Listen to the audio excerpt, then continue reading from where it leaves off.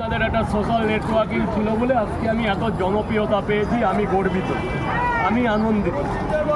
এরই মাঝে অসংখ্য লোক আমাকে ভালোবাসা দিচ্ছে। আমার পকেট পরোটা সুনাম করেছে। পকেট পরোটা আমি আমার ব্যক্তিগতই নাম দিয়েছি। দেখুন, আপেল কিন্তু প্রত্যেক দোকানে সমান হয় না। আরও 5টা দোকান আছে, তাদেরও খাবার ভালো।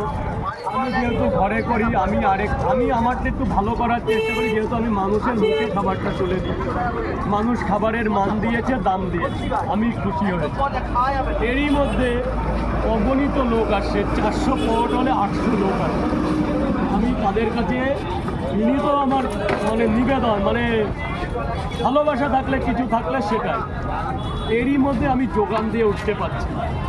আর আমি চাইছি না অন্য কোথাও থেকে কালেক্ট করে খাবারটা আমি লোকের মধ্যে বিলি করি।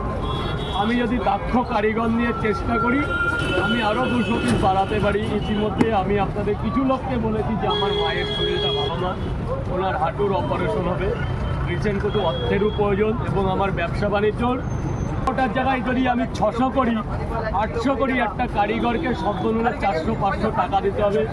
আমার এরকম দুটো ডেস্কি কিনতে হবে, আমার একটা তাওয়া কিনতে হবে। রিসেন্ট 10 থেকে 12,000 টাকা খরচা করার মতন আর্থিক উপার্জন আমার নেই। আমার মায়ের শরীরটা খারাপ, উনি বসে থাকতে পারে, দাঁড়াতে পারেন।